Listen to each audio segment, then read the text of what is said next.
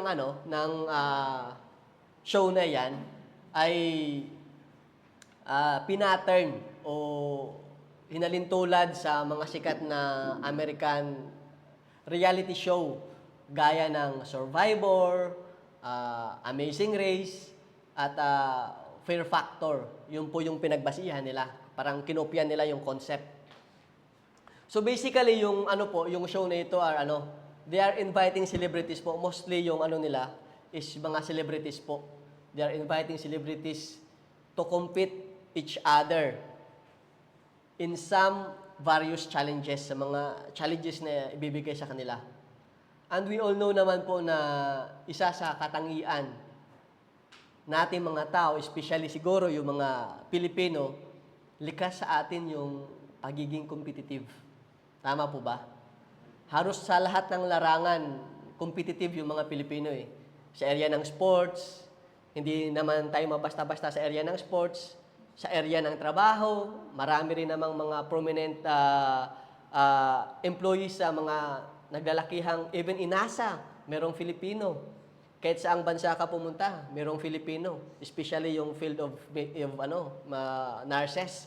Halos saang majority or mostly mas malaki yung sakop ng mga Filipino. Ganun po ka-competitive yung mga Pilipino. So, and since this show is a competition, hindi po lahat nananalo. Mayroong mga sumusuko sa kalagitnaan ng mga challenges. Umaayaw, sumusuko na. Ikaw kapatid, isa ka ba sa mga taong gustong china-challenge? Paano mo hinaharap ang mga challenges na ito? So sa pinagpalang araw na ito, hayaan po nating ipakita ng ating Panginoon ang totoong hamon na kailangang harapin ng bawat isa at pagtagumpayan ngayong tinanggap mo na siya sa buhay mo. So the book of Colossians is a letter na sinulat po ni Apostle Paul sa church in Colossae. But hindi naman po personally na binisita ni Paul yung church na ito kasi nasa kulungan po siya eh. But he heard about their faith and wanted to encourage and guide them in their spiritual journey. So the primary theme of the book is the supremacy and sufficiency of Christ. So in chapter 2, before this chapter po, yung ating text na yon, in chapter 2, verses 9 to 15, Apostle Paul po explained what happened to the Christians at Colossae or Colossian Christians at their baptism. Now, in these verses po, he explained how they should live this new life. Kasi nabago na po yung buhay nila. They were being baptized because their faith has been in Christ Jesus po. Tapos they were baptized. So ngayon, paano naman sila mabuhay sa kanilang panibagong buhay simula nung tinanggap nila ang Panginoong Jesus? A life toward Christ-likeness. Yun yung challenge ni Apostle Paul sa mga believers sa church ng Colossae.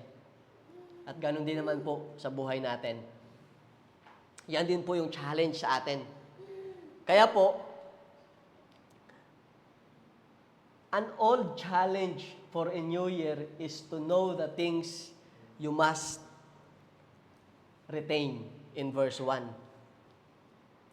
Sabi po doon, if then you have been raised with Christ, seek the things that are above where Christ is, seated at the right hand of God. So nung January 1 po, saktong bagong taon, ang akin pong butihing may bahay ay naglinis ng aming munting tahanan. So hindi ko po kung tawag nito, nag-udyok sa kanya para sa bagong taon maglinis. So siyempre po sa parte ng paglilinis, merong segregation na tinatawag, yung hinihiwalay po yung mga gamit na kailangan ng itapon o hindi.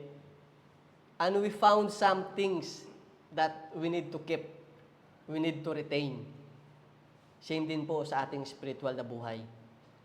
So in this verse po, Apostle Paul told the Colossian believers that if then you have been raised with Christ, the word if is not a statement of possibility na mangyayari ba, but rather it is a declaration of spiritual reality. In other words po, or in other translation po kasi, sabi po doon, since then you have been raised with Christ. Since then, ibig sabihin, nangyari na. So Paul wants the Colossian believers to understand their spiritual possession in Christ. Kung ano ba sila, yung spiritual possession nila sa Panginoong Jesus. To embody the reality of their union with Christ. And since they have been raised with Christ, they should seek and set their minds on things that are above. So Apostle Paul wants the Colossian Christians to intentionally pursue heavenly virtues and values. To pursue spiritual growth and maturity. Yun po yung gustong ipahayag ni Apostle Paul sa mga manampalataya sa church ng Colossae. Ganon din naman po sa buhay natin ngayon. Ikaw bilang isang mananampalataya ng ating Panginoong Hesus Kristo, you should understand your spiritual possession or your spiritual ownership sa Panginoong Hesus. Sabi po sa Galatians chapter 2 verse 20, I have been crucified with Christ. It is no longer I who live, but Christ lives in me. And the life which I now live in the flesh, I live by faith in the Son of God who loved me and gave Himself for me. When Jesus Christ died on the cross of Calvary, every person, every individual who would ever place their faith in Him also died that day. Died on what? Nung binigay po natin yung ating pananampalataya sa ating Panginoong Jesus, sabi doon, namatay din tayo at that time. Namatay saan? You died on the penalty and power of sin when Jesus died on the cross. Kasi, ano po ba yung penalty ng sin? Tingnan po natin yung sabi ni Apostle Paul sa Romans chapter 6 verse 23. For the wages of sin is death, but the free gift of God is eternal life in Christ Jesus our Lord. So yung penalty po ng sin ay kamatayan. Baka sabihin nyo, lahat naman po tayo mamamatay, so anong pinagbayaran doon? It is the death more than doon sa pagkamatay natin. It is a death beyond death. It is the eternal death natin. At ito po ay binayaran na. The price has been paid by the blood of the Lamb, by the blood of our Lord Jesus Christ. Yan po yung binayaran nating Panginoong Jesus. Yung wages ng ating mga kasalanan, which is yung kamatayan. Kamatayan sa dagat-dagatang apoy. And in this verse po, Apostle Paul reminds us that we have also been raised up with Jesus.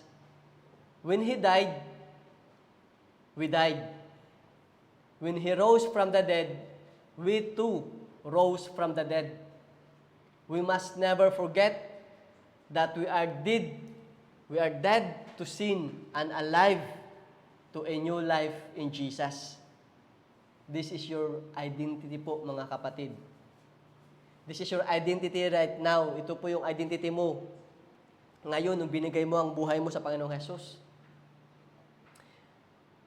the identity that you must always retain as year goes by and as you walk your faith in this world.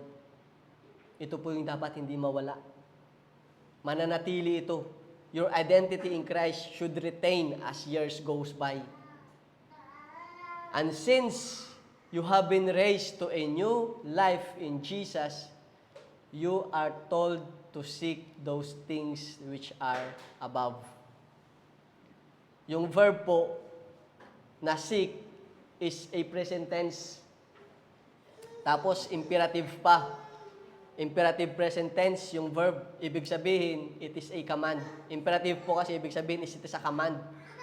Something na dapat mong gawin.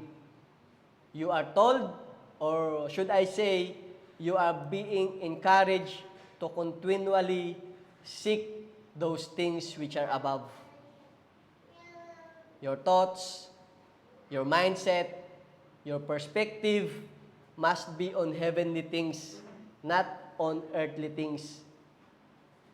You are to set your minds on things of God and on things that brings glory to Him.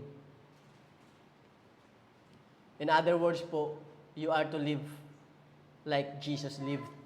Sabi po yan sa sa 1 John chapter 2 verse 6. Whoever claims to live in Him must walk as Jesus did. So as we claim that we are Christians, as we claim that we are followers of Christ, that we put our faith on Christ, we should live a life, or we should walk as Jesus did. Ganun po yung dapat natin gawin. Yung pamumuhay po natin is pamumuhay ng gaya ng likeness ng ating Panginoong Jesus. You are to live out the fruit of the Spirit in your life day by day. Lagi po natin itong nakikita, lagi po tayong nire-remind ng salitang ito. In Galatians chapter 5 verses 22 to 23. The fruit of the Spirit is love, joy, peace, patience, kindness, goodness, faithfulness, gentleness, self-control. Against such things there is no law. The fruit of the Spirit. Meron po ba tayo niyan? Nakikita ba sa atin yung love? Nakikita ba sa atin yung joy? Yung peace? Mahirap yan. Yung patience, yung kindness, yung patience, lalo na sa pagmamaneho, question mark yun. Kindness, goodness, faithfulness, how faithful you are. How faithful you are to Christ. How faithful you are to your loved ones. Gentleness, lalo na yung self-control. Nakikita ba sa buhay natin yan? So, it is really a challenge. Tama po ba? It is indeed a challenge to live out your life with genuine spiritual values and not the value of a fallen world. Mahirap po talaga kasi we are being reminded po na dapat ganito yung pamumuhay natin. Kaya lang, meron kasing pagkakataon na tayo ay, sino po familiar sa One Piece? Mga nanonood ng One Piece. Siguro po nakakain tayo ng tawag nito, yung makalimot na prutas. Kasi minsan, madalas, hindi lang minsan, madalas, nakakalimutan natin na tayo ay anak ng Diyos. Sa workplace natin. Kasi mas gusto natin na tawag nito, ano ba yung chameleon, di ba? Yung chameleon, pag saan siya pumupunta, nag-ibang anyo gaya ng kapaligiran niya. Ganun din po yung mga Kristiyano minsan. Nakakalimutan natin na Kristiyano tayo. In every environment that we are in, we jive on the environment that we are in. Sa trabaho natin, kung malimit nating marinig yung nagsisigawan, sometimes naapektuhan tayo, nadadala tayo, napapasigaw na rin tayo. The way we speak, especially doon sa mga sa mga tao, sa mga empleyado na mas mababa sa atin. How we communicate with them, how is our relationship with them. Nakikita ba sa atin yan? Kaya po talagang challenge. Kasi hindi tayo sanay mamuhay. Tama po. Hindi tayo sanay mamuhay sa ganong klaseng pamumuhay. Kaya it is really a challenge. But we are being encouraged to live a life like Jesus. To have that kind of fruits sa buhay natin. Yung bawat decision, action, mga plano mo sa buhay, paano ka makipag-usap sa tao, mga inyong salitang binibitiwan mo, dapat hindi na po makamundo. Yung expression mo, pag nagulat ka, ano ba yung lumalabas sa bibig mo? Tapos pag nasita ka, sasabihin mo, sorry po, ano expression lang kasi yun. Mga kapatid, yung expression po is something within you that comes out from you. Ibig sabihin, kung ano yung nasa loob ng puso mo, pag nagulat ka, boom, lalabas yun. Tama po. Kasi marami yung ganun na nagugulat tapos kung ano-ano na nasasabi. Tapos sasabihin, expression lang kasi yun, hindi naman yung sadya. Hindi ko naman yung sinasadyang sabihin, expression lang yun. But it is within you po That's why it is called expression. Kasi that is inside you na pag nagulat ka, you express it outside loudly. Sumagin po yung expression natin, dapat unti-unti na pong mabago. Your focus in your life should bring glory to the name of Christ. Kasi po we are claiming ourselves as a Christians. We are attaching our life in Christ. So we should not bring vain sa pangalan ng ating Panginoong Jesus. If you think of it, it's impossible. Tama po ba? Parang ang hirap naman. Yes, mahirap po talaga. But it is not impossible. It is possible because of our Lord Jesus' presence in our life. From His place at the Father's hand, Jesus makes intercession. Ibig sabihin po, siya yung nagkipag-usap in behalf of us. For us. And He give us all that we need to live in Him in this world. Sabi po sa Hebrews chapter 7 verse 25, therefore, He is able also to save them to the uttermost that come unto God by Him, seeing He ever lived to make intercession for them. So, ibig sabihin po, in behalf of us,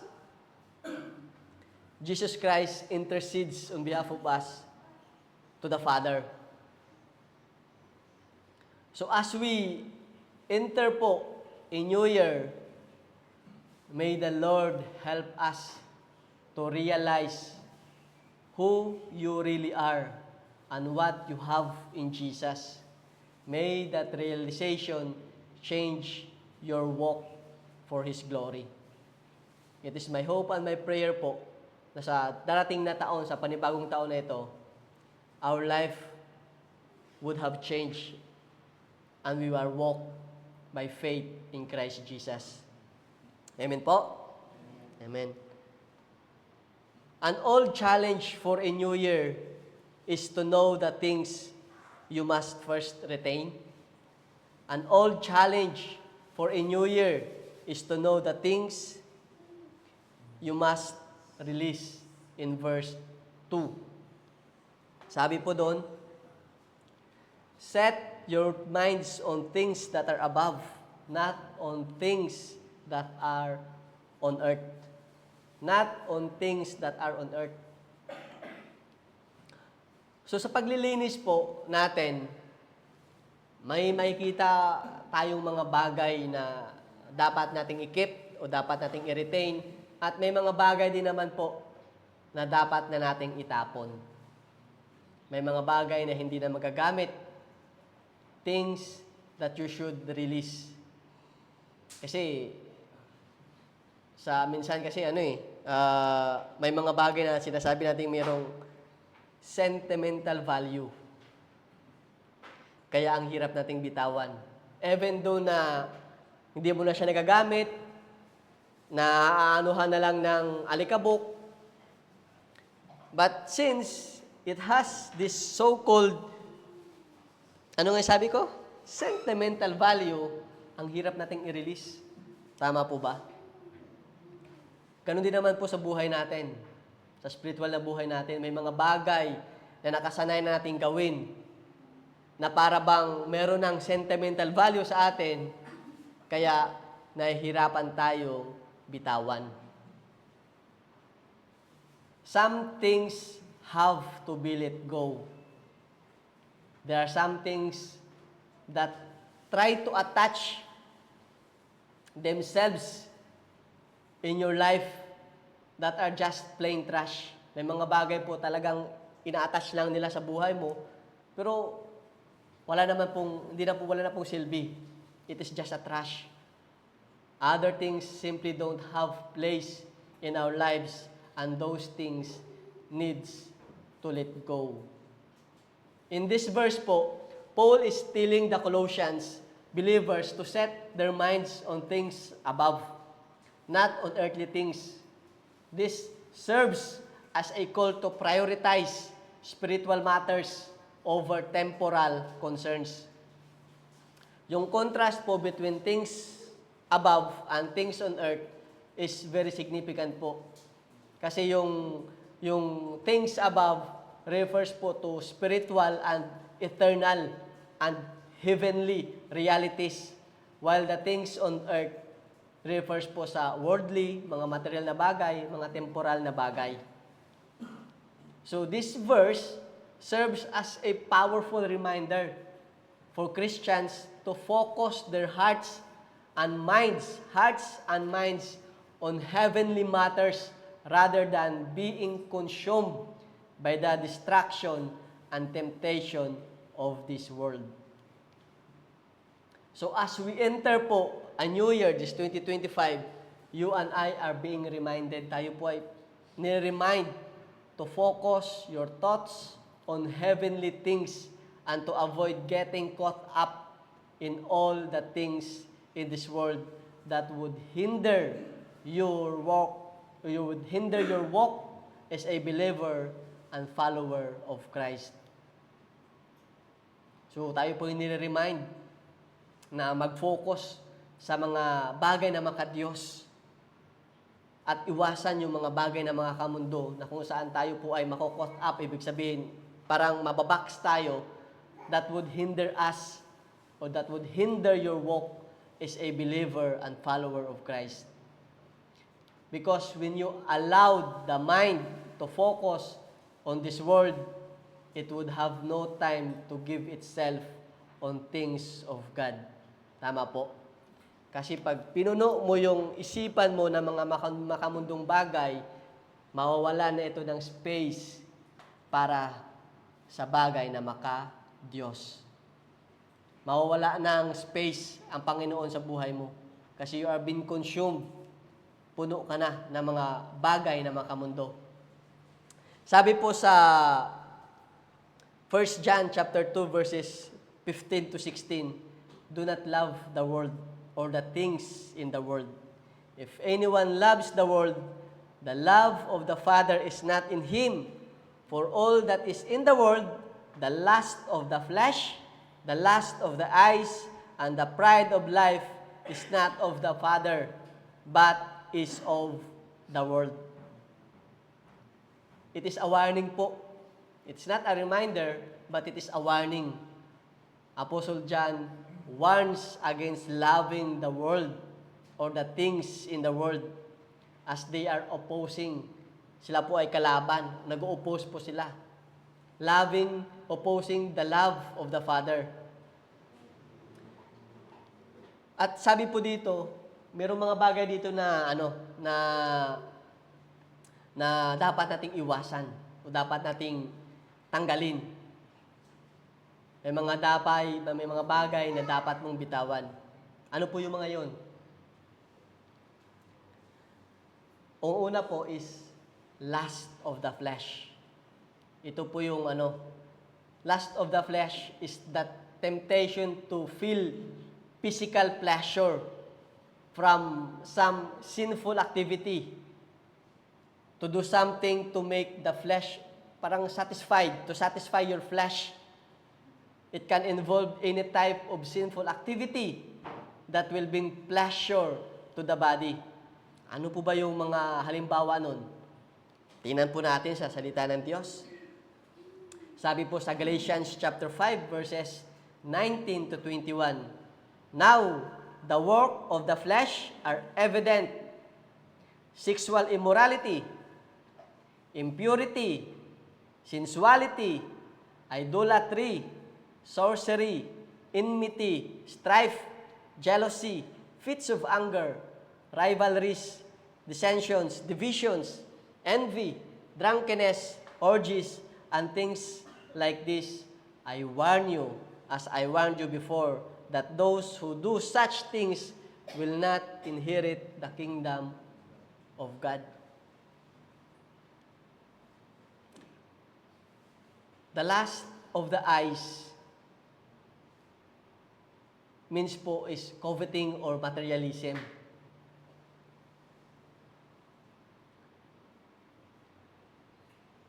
Isa po yun sa balikan po natin yung lust of the flesh. Yung lust of the flesh po, yun yung temptation na kung saan gusto mong i-satisfy yung katawan mo, yung pita ng laman, gaya ng sexual immorality. Yung mga bawal na gawain sexually.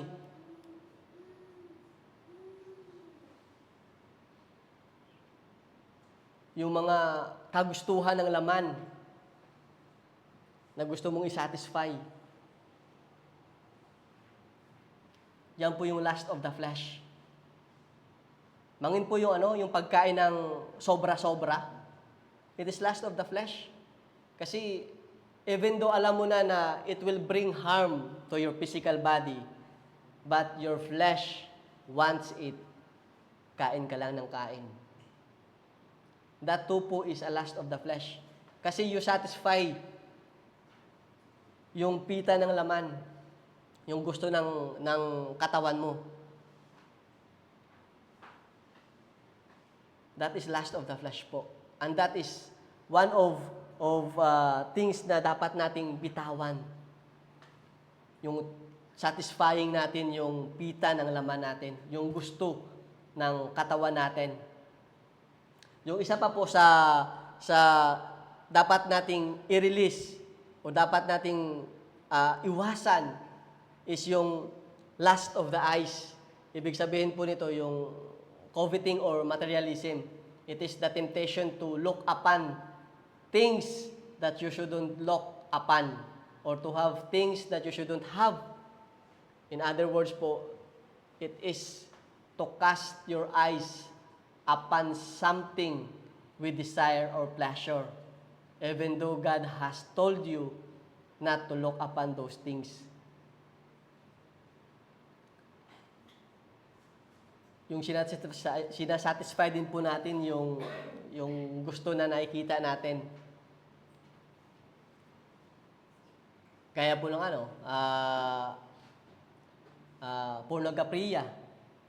pornography. It is a lust of the eyes. Yung material possession. Yung gusto mo lagi pag may sabihin mo lang magwi-window shopping lang ako. Tara, window shopping tayo. Tapos pag nahagip ng mata, puk. Ting, mag-message na. you purchase an amount of blah, blah, blah, blah. Even though hindi mo naman kailangan. But since it looks so, so tempting to your eyes, tumunog na. Charge, tumunog na si bangko. Lust of the flesh. Sinasatisfy natin yung mga gusto ng ating mga mata.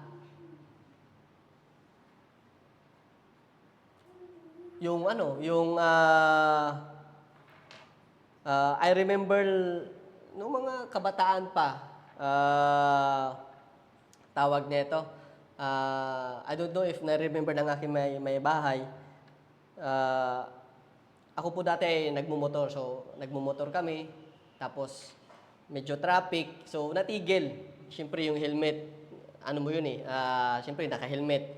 So, yung kunting galaw ng ulo mo, malalaman na may ka. So, may dumaan na medyo medyo may kagandahan yung So, napalingon. Pak! Isa din po yun sa mga example kasi, looking with lust sa mga babae, isa po yun sa kasalanan kasi yung idolatry, hindi lang naman po yan, engaging yourself sa tao mismo, sa relasyon. Kasi sabi po sa salita ng Diyos, if you look into someone with lust, you are already committing an idolatry.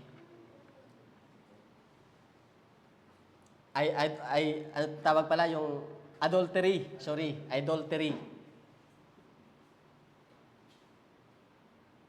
Yung sinasatisfy natin, yung pleasure ng ating mga nakikita ng ating mga mata.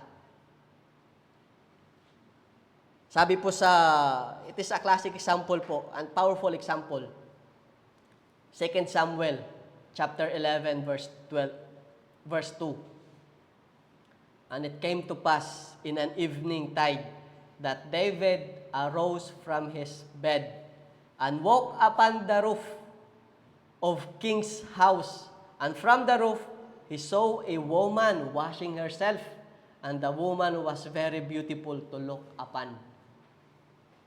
Sino po ang nakakaalam niyan? The story of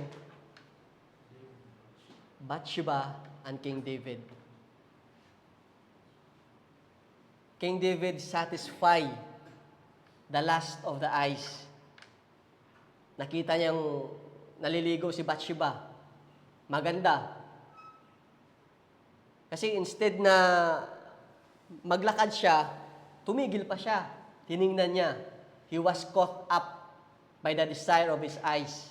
And eventually, naging lust of the flesh. Because he took advantage.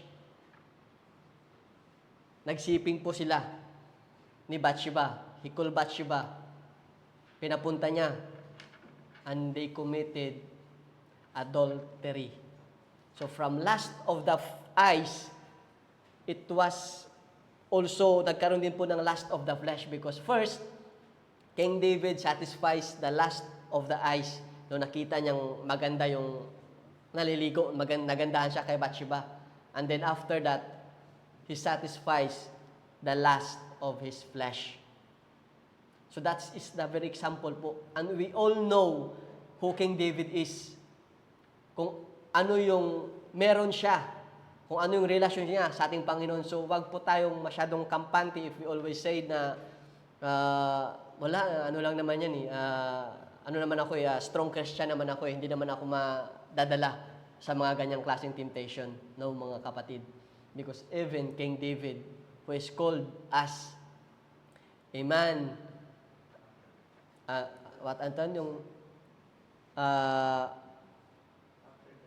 after God's heart, a man after God's heart, still committed that kind of sin. Nahulog pa rin siya sa lust of the eyes and lust of the flesh. Ano pa ba yung iba na kailangan nating bitawan? Meron pa doon na sinabi na pride of life. Yung pride of life naman po, it is desiring to get credit or glory for things that others or even God did desiring to feel valued or more important than others, desiring to have positions or power over others. Yung pride. Sabi po sa Isaiah chapter 14 verse 14, I will ascend above the heights of the clouds. I will be like the Most High. In a human scale po, the king of Babylon, this is a prophecy of Prophet Isaiah sa fallen of the Babylon kingdom. So, the king of Babylon po was more powerful than any other man. His word was law. He conquered one nation over other. One nation after another. He was feared. Kinakatakutan siya by tens of thousands. For a time, he took whatever he wanted and made it his own. So kung ano yung gusto niya, nakukuha niya. Human nature, though, is to never be satisfied. So kahit na nakukuha niya kung ano yung gusto niya, nasasakop niya yung mga bansa na gusto niya, he was never been satisfied. Having bested the word of men, Babylon's king set his ambition on the world of the gods. He believed in his heart he could make himself one of them. Not just of gods, he would make himself like Most High. Hinangad ng hari ng Babylon na taasan pa ang Diyos. This verse is a part of a larger passage which the prophet Isaiah pronounces judgment upon the king of Babylon because God hates pride. Because when pride overtakes your life, distraction will come. When a person becomes too prideful, they may act recklessly, make poor decisions. This can lead to their downfall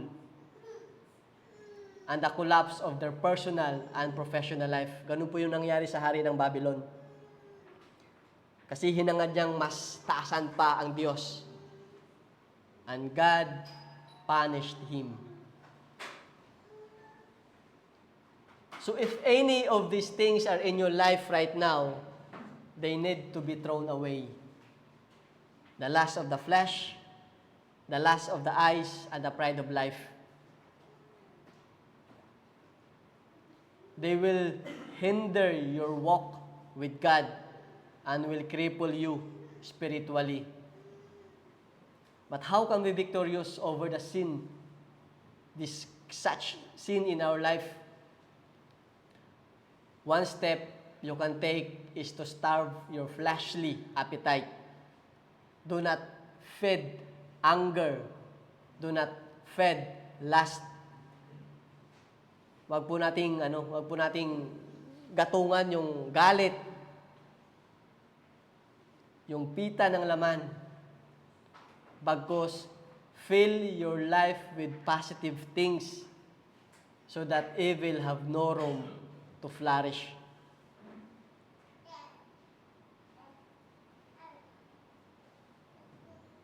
Sabi po sa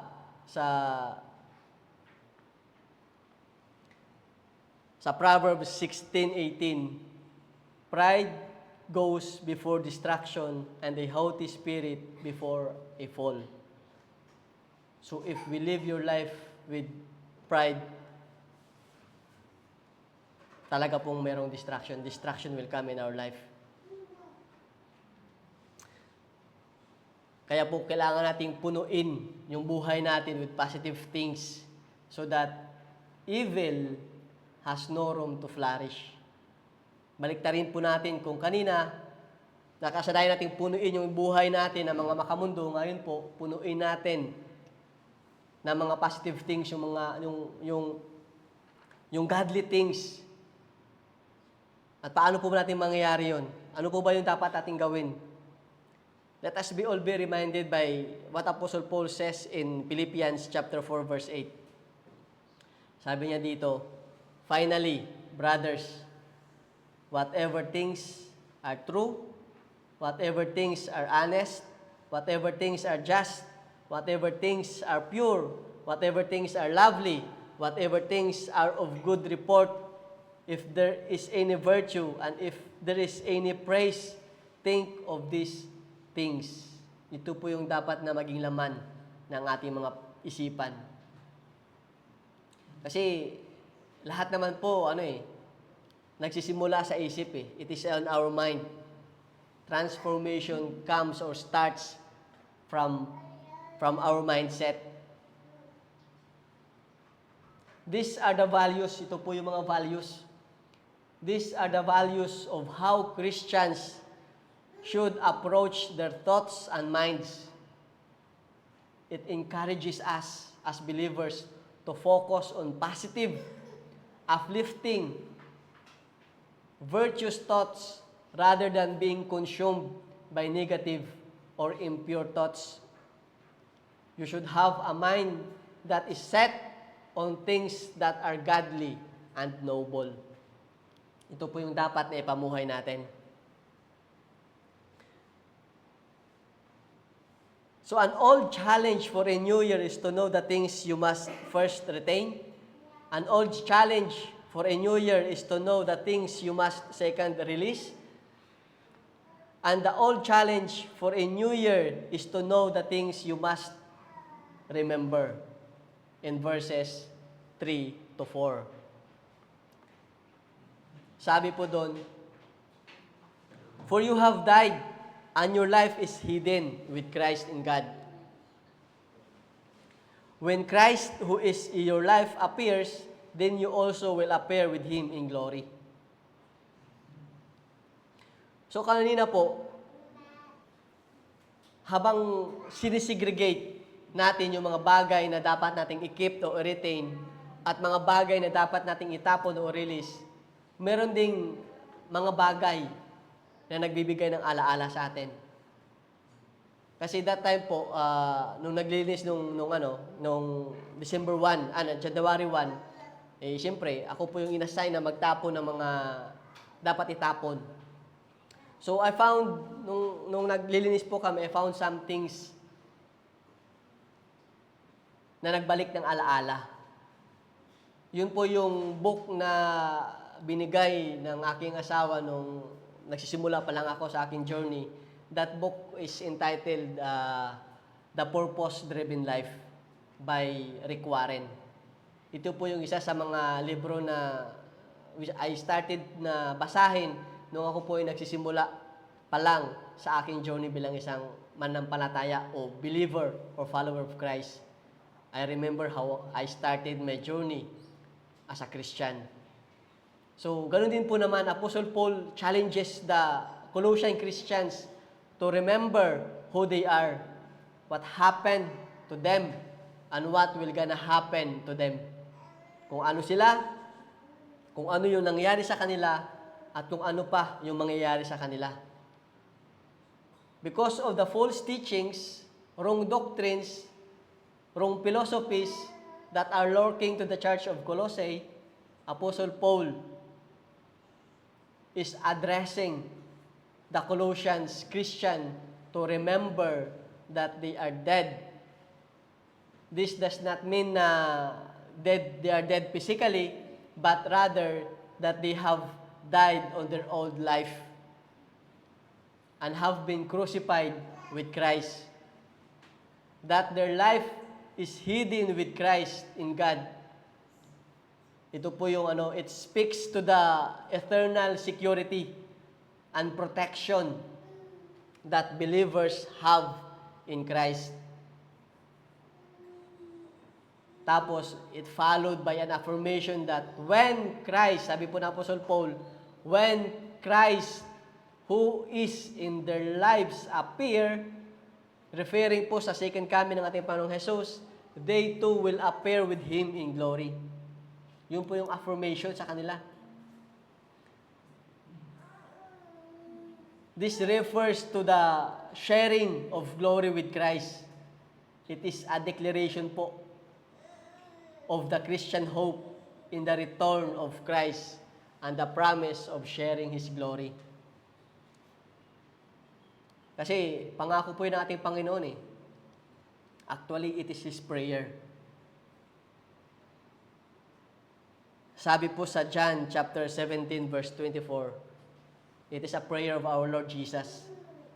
Father, I desire that they also, whom you have given me, may be with me where I am.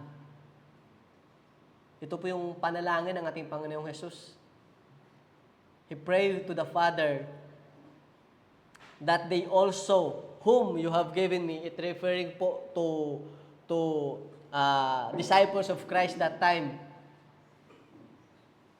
And of course, to all future believers, Jesus Christ is asking the Father that they may be with Him. Yun po yung panalangin ng ating Panginoong Jesus. Na sa Kanya pong pagbalik, kasama niya tayo. This is the glorious hope of every believer that provides comfort, strength, and endurance as they face the trials and tribulations of life on earth. So as we enter po yung year 2025, let us challenge our lives, ourselves, to remember who you are in Christ, your identity in Christ. Sabi po ko kanina sa point number 2, tayo po ay pinaalalahanan na mga bagay na dapat nating bitawan. Yes, hindi po madali. Talagang hindi po madali. Lalo na kung nakasanayan na nating gawin. But that is why it is very important for you to know your identity. Mahalaga po na malaman kung sino ka. Mahirap po, but you need to remember who you are right now. Hindi na po ikaw yung dating ikaw nang wala pa ang Panginoong Hesus sa buhay mo. Iba ka na ngayon na meron kang Panginoong Hesus sa buhay mo. Sabi po sa Hebrews chapter 10, verse 22, let us draw near with true heart in full assurance of faith, having our hearts sprinkled from an evil conscience and our bodies washed with pure water. Sometimes po talaga, it is hard to let go of our past when we feel guilty for what has happened. But Christ washes away our sins. Tayo po'y lininis na. We are washed by pure water, by the blood of our Lord Jesus Christ. So when we draw near to Him, confessing and being truly sorry for our sins, He not only forgive us, but ask us to forgive ourselves. Always remember what Christ had done in your life. Lagi po nating alalahanin kung ano yung ginawa ng ating Panginoong Hesus sa buhay natin. Sabi po sa Proverbs chapter 3, verses 5 to 6, my life verse po, trust in the Lord with all your heart and lean not on your own understanding. In all your ways, submit to Him, and He will make your path straight. Year 2025 and the years to come, surely, I assure you, my brothers and sisters, it will not be a bed of roses or a smooth sailing journey. 100% sigurado pa sa sure that there will be storms, trials, problema, gulo, at yung ano-ano pang drama ng buhay.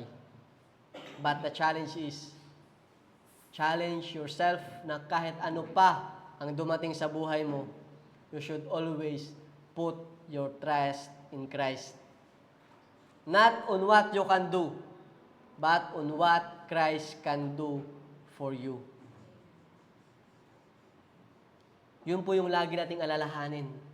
We should always remember that it is not, yung pamumuhay po natin is it is not about us actually. It is about Christ. It is not about what we can do. It is all about what Christ can do for you. Sabi din po sa Psalm chapter 34 verse 17 to 18, "The righteous cry out, and the Lord hears, and delivers them out of all their troubles. Lord is near to those who have a broken heart, and saves those who have a crushed spirit." Sa kabila po ng mga pinagdadaanan mo, kapatid, sa problema mo sa pamilya, sa problema mo sa kalusugan, sa problema mo sa financial, saang area man ng buhay mo, hinahamon ka, always remember that there is always someone whom you can cry for help. Someone who always hears your cry. He is always near you. Kaya kung bigat na bigat ka na, release it. Just call His name. Call the name of Jesus, and He will deliver you. So in the year 2025, challenge yourself to always remember the faithfulness of God in your life. Kasi this is His promise eh. And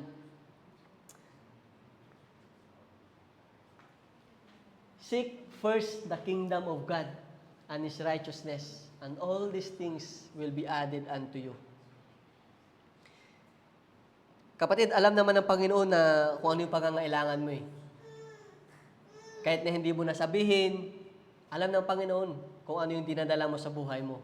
Kung ano yung nilalaman ng puso mo. Kung ano yung bigat na dinadala mo. Kahit hindi mo nasabihin, alam niya ng Panginoon.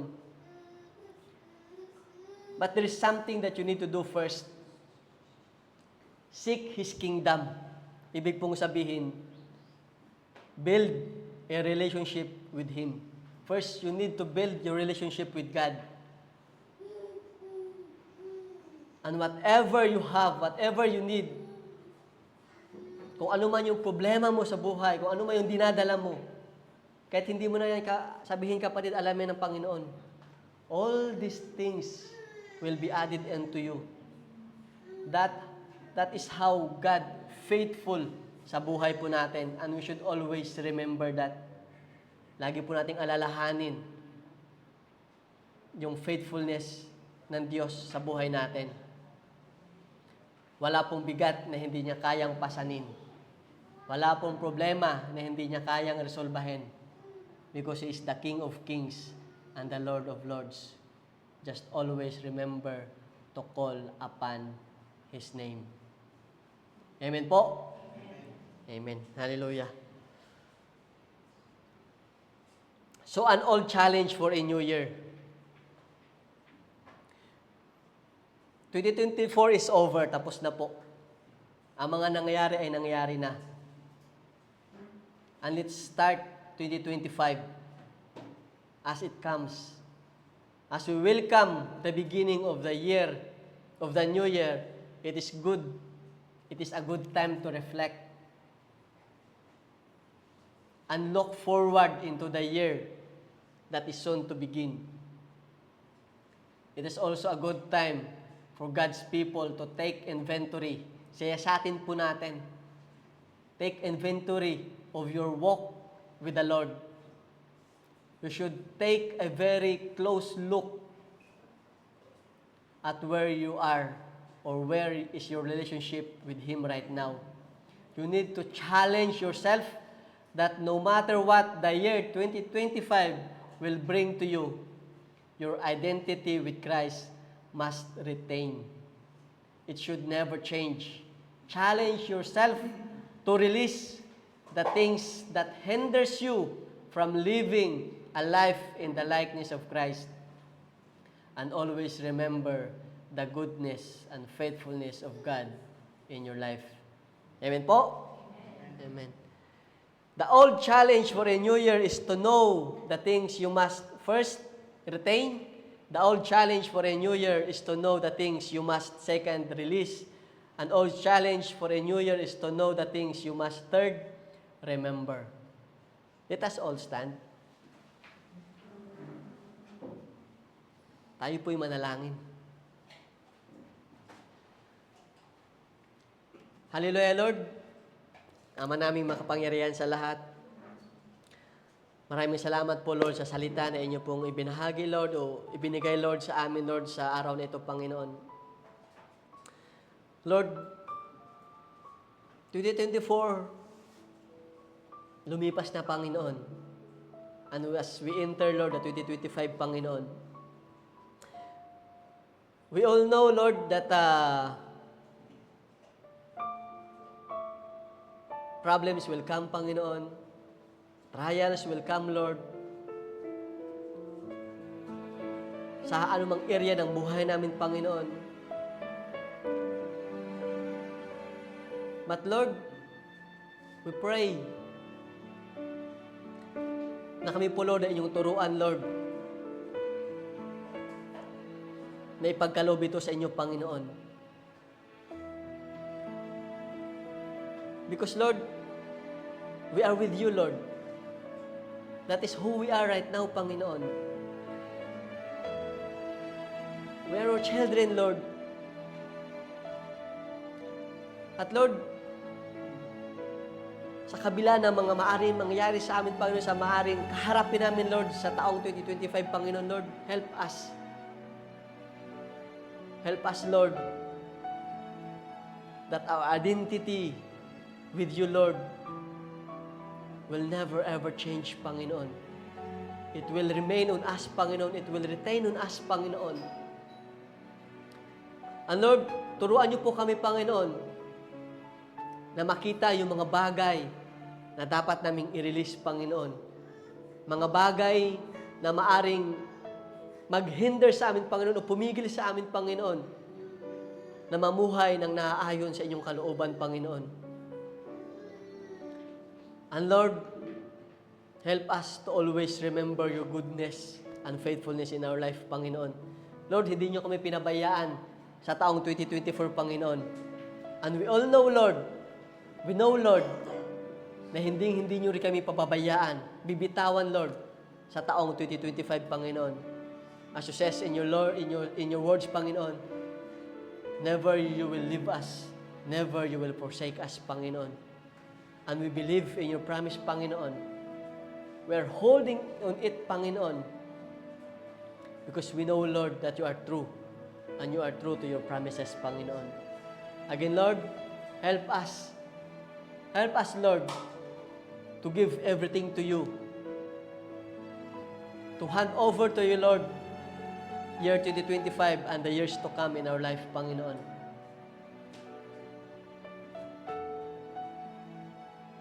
Lord, pangunahan niyo po ang aming mga buhay, Panginoon. Again, Lord, maraming salamat sa araw na ito, Panginoon. Maraming salamat sa inyong mga salita, Panginoon.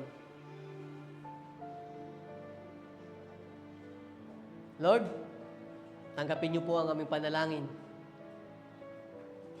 na may pasasalamat, pagdakila at pagsamba sa nag-iisa at tunay na makapangyarihang pangalan ng inyong anak na si Jesus. Amen and amen. Amen po. So, allow me po to release the blessing. The Lord bless you and keep you. The Lord make His face to shine upon you and be gracious to you. The Lord lift up His countenance upon you and give you peace. Receive the blessing of God in your life, in your career, in your workplace, in your family, in your prayers. In Jesus' name, amen and amen.